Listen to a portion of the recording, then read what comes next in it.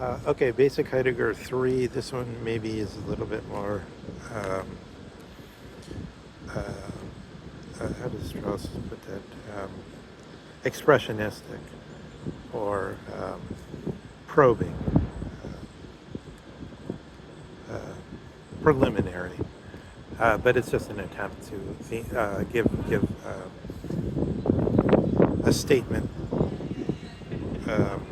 about a consideration on an important theme in Heidegger, which is Heidegger's claim that we have to have um, Glaube or religious faith in history, um, because there's simply no other way. We have to have some material to discuss when we do aletheia, when we take sight of or bring into consideration through talking. And so he says we can use the history of the West for that.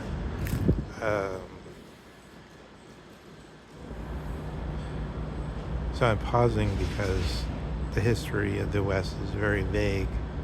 And then there's a question,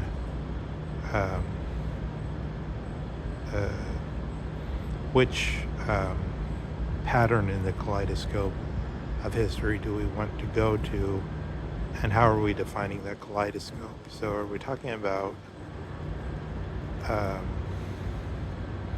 the history of wars? So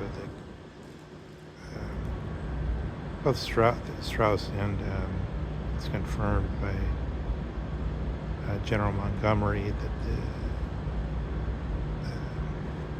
history, when we say it without further ado, it mainly refers to wars, and history is built up on wars. Thucydides, for example.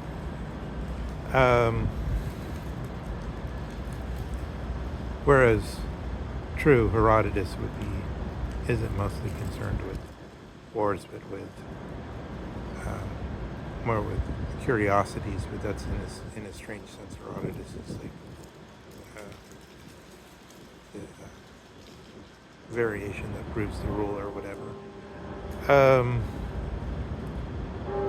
But no, Heidegger wants to think about the history of Western thought and then ask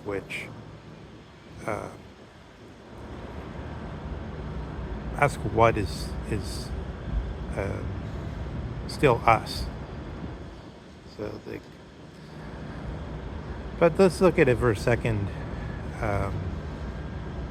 For example, the thing we mentioned in the last one about that there's two parts to philosophy. There's the lower part of the divided line, the pistis, which are reliance on sense data. And then there's the higher part, the theoretical, or the mere gazing on, but that it's somewhat complicated to look into what that means in the specific sense of Socrates, the person of Socrates, who we must understand to have a specific tack on both. With regard to his bodily and sense, he has to be totally freed up. You can drink as much as you want, or you can go all Cavignard as much as he wants, or you could be a teetotaler like Trump. He could do either one, and it's under the control of his logos, It's not just because the outside forces or the heteronymous forces are at him. His logos is in charge. But so let's think about that historically. What happens with that in Hegel, for instance? So in Hegel, we get this statement about the Schwere, which Nietzsche picks up on as the German seriousness. But which, because it refers in a way to this Teutonic medieval schoolman-like dogmatic systems, although Hegel's system isn't a system in the same way, because it claims to be a phenomenology. In other words, it claims to show you directly the thing, although under the presupposition that he sets at the beginning, which somehow is necessary in order to understand why you're looking at all these boring. Some of them are interesting, okay, but I don't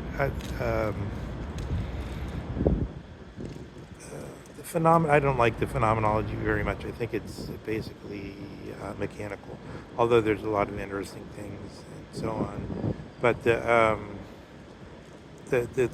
way Strauss teaches it is much more congenial to me because he just says what he's talking about more straight out in the lectures and the lectures on the philosophy of history.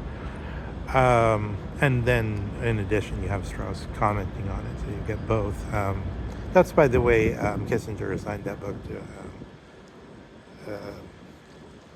to Richard Nixon.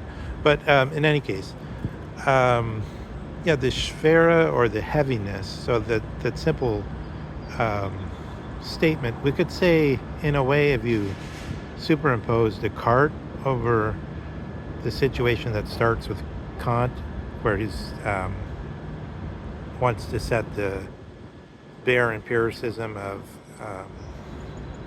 David Hume against the moral philosophy of Rousseau and link them up. You get the statement you get in Hegel varies from the things that are actually in power today, which is some kind of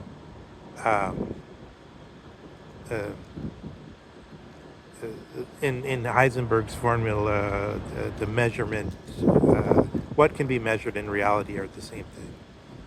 That goes with Descartes' claim about the extended substance as reality. It's a kind of specific variation on it. And then on the other side,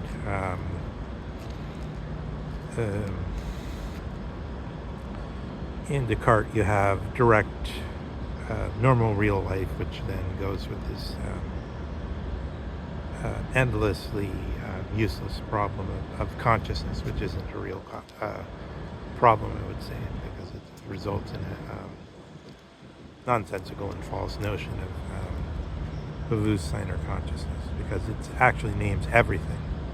But then you have to do some move like Jaspers makes and say, well, there's an environment and then there's something facing off against the environment, and each facing off against the environment is individual, and no one else is standing in just that position.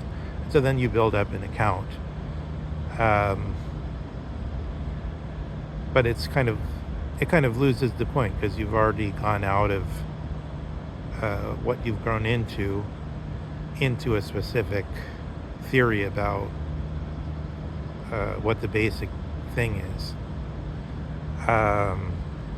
So Heidegger wants to start prior to going to a specific theory, but then one of his claims is the only way we can do this, like I just said, is through looking at history of ideas that we've grown into, as it were, and the ones that are the most important are the ones that we've grown into prior to any schoolroom, but we've just grown into.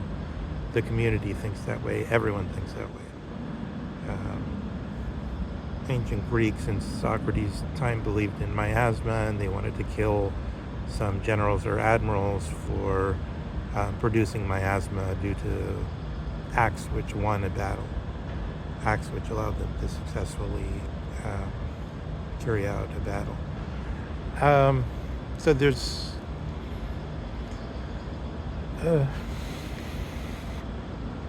in Hegel, the other side, the Begriff, you could say, wait a second. So you have reality in this sense of the physicist, but then you have this heaviness or Schwere, which Hegel says is there's the two opposites which are in play. They're not. That's the big point in Hegel, right? They're not. It's not an excluded middle situation. They're not. The opposites don't totally. They're not exclusive opposites, but they're oppositions. I guess they're oppositions rather than opposites. So there's an opposition between the gravity or the Schwere and the Freiheit or the freedom or the, how does it, that Eastern European novel about the unbearable lightness of being. There's this unbearable lightness of Freiheit.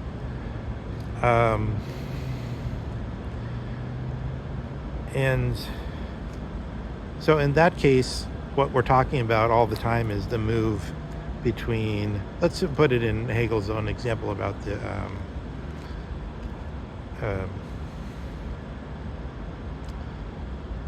maybe it's an incorrect use of it, but I think what Hegel is meaning by the footman is that the footman just looks at what's right there, the bathroom habits of his lord or whatever, and so he's not going to be very impressed.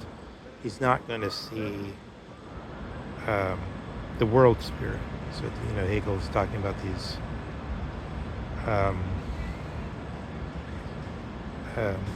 universal historical world spirits, and the last one is supposed to mean Napoleon, and then he says, I saw him, I saw the world spirit on horseback. But he's saying the dumb footman isn't going to see that. He's just going to see the dirt in the horse's fur or whatever. So it's as though Hegel is saying the Schwere or the heaviness or the seriousness is this forces of the world historical individuals that's able to draw the concrete reality into different patterns in the kaleidoscope of history, and then finally the ultimate one, which is our Heimat, our home.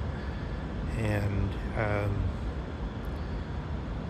so therefore he sees everything as the human spirit as having the power to reorganize things against the Schwere, as it were. There's a little bit of Boma or something echoing in that in a way, but I don't know, that's strained. The Grimlichkeit, I think he calls it, situation of God realizing how miserable things are, and asking why things are like this. But it's sort of like this whole Hegelian system operates then between the same things as we get with Socrates and his bodily conquering of the self, and Socrates as the theorist who's going into the mythical world of the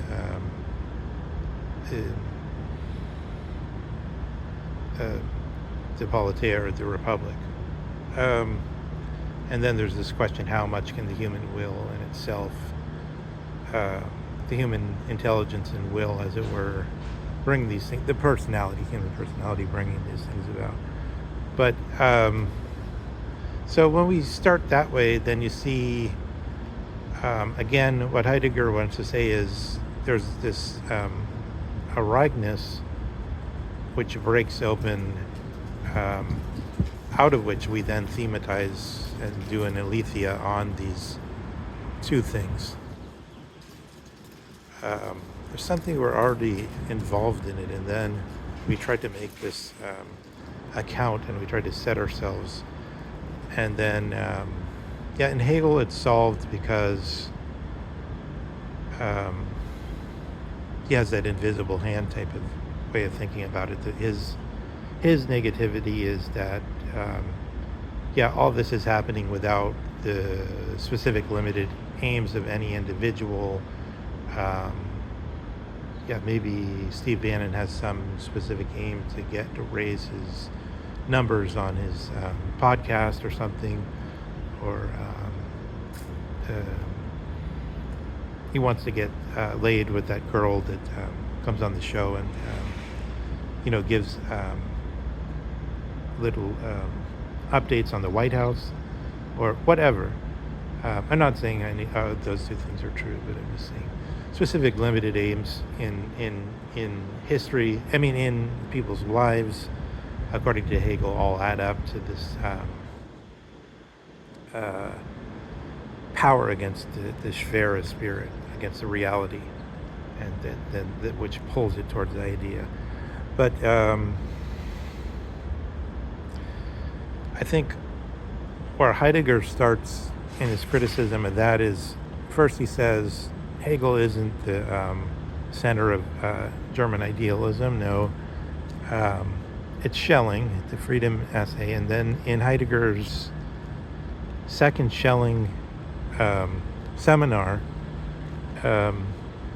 he says,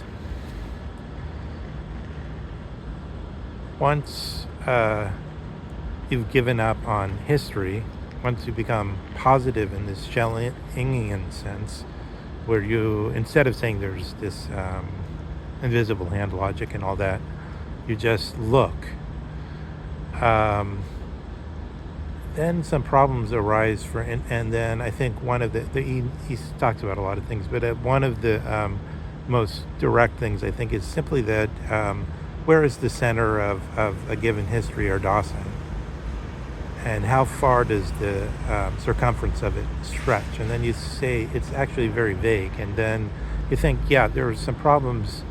Hegel's own ground then becomes unmoored. So then you notice, like, why is Hegel saying, isn't Hegel falling prey to the same type of thing as Aristotle in his analysis of women, for instance? So Steve Bannon recently got in trouble on the FT interview because the audience got this bare whiff of the idea that Bannon wants to reintroduce the family that has a stay-at-home parent, and there's like a kind of hissing and booing, and but it was sort of just, but it was unfair as it turned out because, but it just shows how much that audience for the FT is oversensitive on the point. But what Banning was actually saying was like a postmodern point, is that there has to be some stay-at-home parent, but it could be the man or the woman. He doesn't care. And so they took him to act like he's going back to the Hegelian times, where all women basically didn't have a profession, right? So, but the reason I bring that up is because that's a very specific cultural condition of the beginning of the 19th century, just prior to the Biedermeier. Once you get the Biedermeier, which is like the death knell of Hegel, you get this totally different, you get the rise of the bourgeois, right? You get the totally different situation where, in effect, more and more so I mean, wait, let me thematize that again for a second. The reason why the woman would be abstract to Hegel is because she's not taking part in the professions, not taking part in active life. Activity doesn't mean sitting down and standing up. It means taking part in professional life and in the life of the country in the same way you could have thought of it to some extent, in the same way you could have thought of it in the Roman times, taking part in the public thing. The women were largely at home. That was a fact. That was just a fact. So, but then it follows from that, if people are largely not participating in the active life and of the professions or of the office holders, then they get a sort of abstracted idea of things. But then once you get into the Biedermeier, everybody starts to get an abstracted idea of things, and they begin to act as though business were the real active center, instead of everything else, instead of the whole public life. And then they start to act like real life is business and money making, right? Real activity is business and money making. But that whole spirit, I know Hegel writes some things about economy and so on and worrying about that, but that whole spirit was not actual in Hegel's time. He might have seen forward to it, but it wasn't the actual condition. But that just shows how the Nietzschean critique of how random things are. Hegel happened to be born in a certain time, and he had to philosophize out of that time, and his concrete beginnings were out of that time. So what Heidegger wants to show is, no, there's the ground is neither neither the theorist in his total repose. In Kant, by the way, in Auguste Kant, the way he puts it is, his idea of the theorist is just sitting in the balcony looking at the stage play from above, rather than the looking through a glass window image, which are both sort of, to an extent, modern images. I know there's also in antiquity it's sometimes viewed this way too, watching the horse races from the sideline, for instance, is an image of a theoretical activity in a way. But if you think about Heidegger, what Heidegger has to deal with, even though there's many close technical points. So I mean, Strauss is always saying like a 90% technical understanding of a philosophy is worth less than like a half-assed cafe account of it, because at least a half-assed cafe account kind of says something you could get. But so from a half-assed cafe type of perspective, Heidegger is simply compelled to go back prior to this whole debacle of historical consciousness, and which is today called presentism.